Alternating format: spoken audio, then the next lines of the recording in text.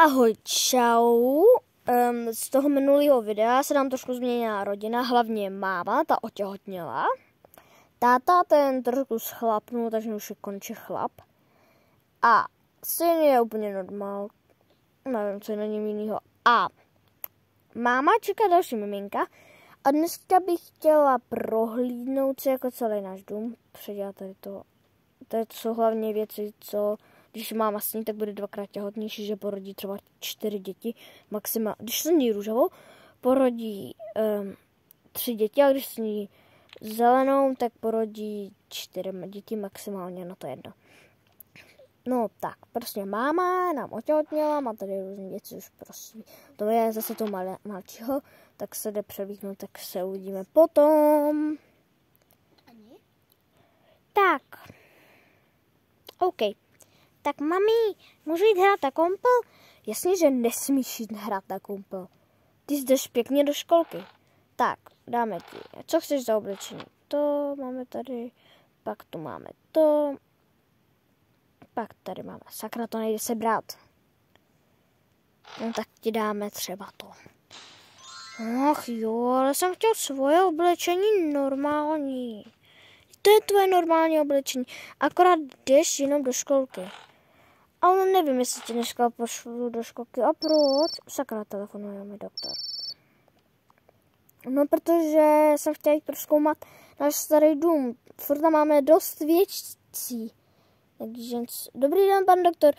Dobrý den. Dnes mám dobré zprávy. Omylem, když se byla u nás doma, nebo teda doma, u nás v nemocnici, tak jsem byla u doktora a on vám dal takovou pilulku, že ano, dal mi takovou dobrou pilulku, chodná lék jahoda. No, tak kvůli ty pilulce čekáte 3 děti. Počkat, co? Ano, čekáte 3 děti. No, takže vlastně to řekněte rodině a na shledanou. Manželi, čekáme 3 děti. Co? Ty si z nás zase děláš prdel, nebo co to sakra? Já nechci mít další 3 sourozence. Ano, čekám 3 děti. No jo, tak to musíme přežít. No, tak jdeme prozkoumat ten náš starý house?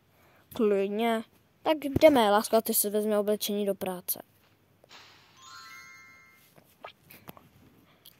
Tak OK.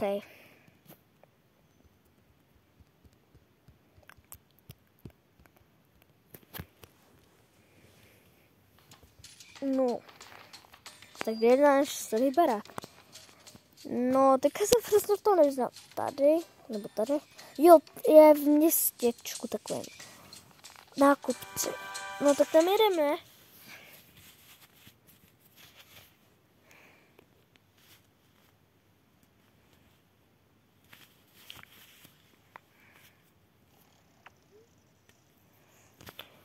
Pane bože, tady je bordel. Lidi, těch dětí nahoře, těch se nevšimejte, jo, tak ty přemístím. To jsou ty její další 2 děcka, jo. Neboli ty 2 děcka ze 3. Tak je rychle přemístím. Nikdo se je neviděli. Dobré. Tak, lásko, rodino, jdeme. A to bude zase peklo. A kde je Julia? Tady jsem, mami. Tak tady končím, mami, a nazdar. Jak jako nazdar? Tady bydlím. To jste mi nikdy nemohli říct, že máme tak luxusní house. Tenhle starý křáp není luxusní. Jak se mohla dovolit říct tohle slovo? To je nejhezčí. Ten toxickou věc tam nechám, jo? To zvíře nevím, jestli to chci. To tedy zůstane. No tak, jo no. No pro tentokrát tady zůstat může.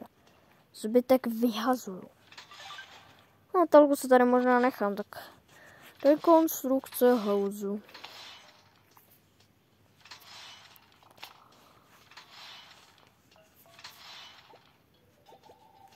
Ty hračky tady zůstat můžou, mamina. Kočka taky. Kočky. Plus malinkatý robotek. Kde pak pidi.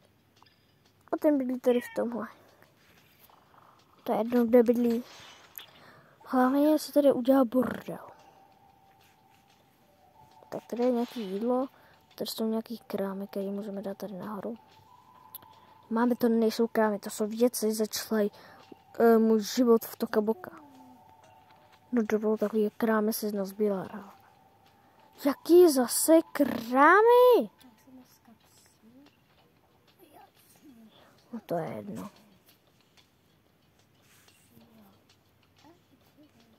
No nad tím nebudu radši přemýšlet. No, tak, dáme tady nějaký skříně, aby jsme to měli vůbec kam naskládat, protože to bude hodně krámů. Tak to jdeme naskládat. Tak tady budou třeba nějaké hračky, no prostě pičoviny. Z prvního a druhého, tam bude místo, tak tam budeme dávat. A pak jsou další šuplata, no. To je tak, když máte Toca Boca nějakou dlouho a prostě máte počítač třeba nějaký, když sbíráte a všechno máte prostě random tady namrskený, jako třeba já. A no to se všimejte, to dělá můj brácha, no tyhle zvuky, to třeba fuj, to je nechutný, ok. No tak tady naskládáme nějaký to žralo diamondy, už dáme jinam.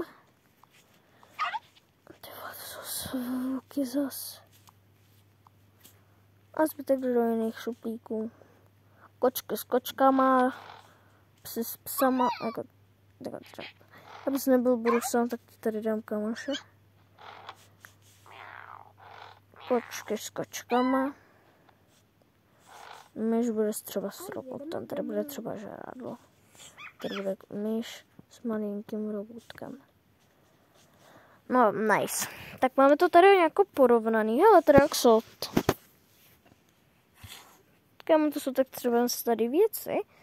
Když si třeba máme to, se nevšimne, co tam mám za věci. Tady to je můj kámoška, neboli byla moje kamarádka. Tak on je její lebka, tady jsou její plíce, tady je mozek, tady je srdce. Tady je její lebka. Ale to se vám nemusíš bát.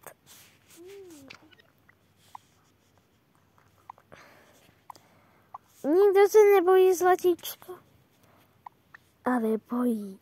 Vy se bojíte a je v noci. Semína. Hihihi. Chcete vidět lidi kouzlo?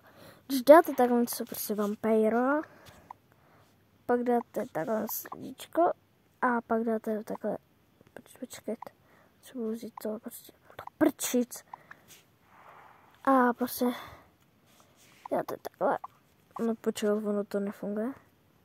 Ne, ono to funguje jinak, já jsem tam dala špatného smedíka. Tak. A musí posílat pusinky, to je kde. Nějak posílá pusinky. Kde posílat si s pusinkama?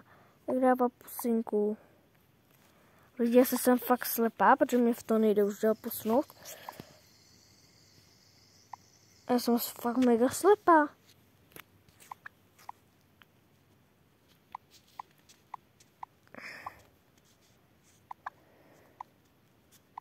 No to tady se není. No to je jedno.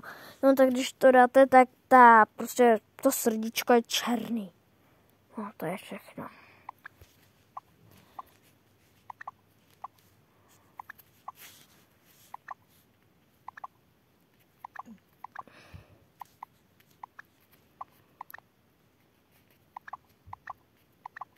No to je jedno. Nebudeme dělat blbiny, no tak dáme znovu ráno. No tak dcerka zůstane tady. Nevím, jako proč tady chce zůstat, ale sakra, rupla mi voda. Rupla mi voda. Synu, padej nahoru.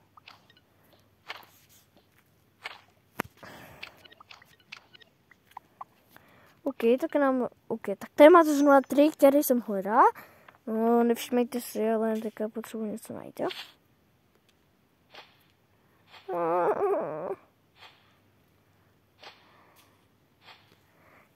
porodit dvě děcka.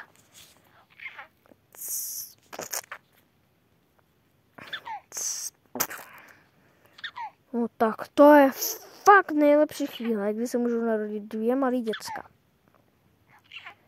Jakože se nikdy neviděli, že jsem je nehledal, ok. Ty vole, zase tady mám úplně hovno.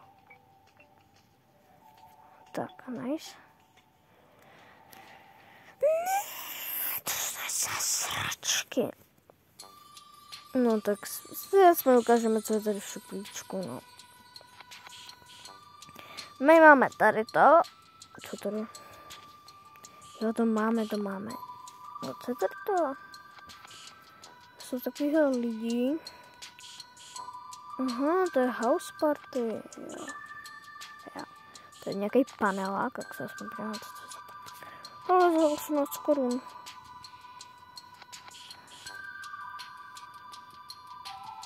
Tak to je dobrý, no. Ale kupovat to fakt nechci. Ok, tak to bychom si koupili za 80 korun celkem bezpečný. Banán. Celkem dobrý ryby. To je dobrý.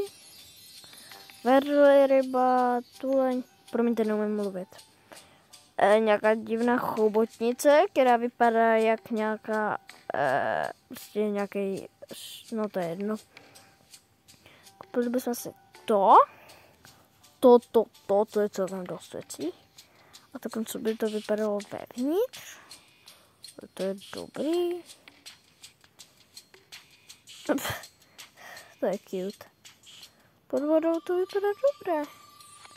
No ale na to nemám koně. To je zimní bajem, ani jsem nevěděl, že něco takového je. Je tady něco vařícího. Co je tohle? To je škola. Aha, to je škola pro malý děcka. Já mám totiž další školu, mám 2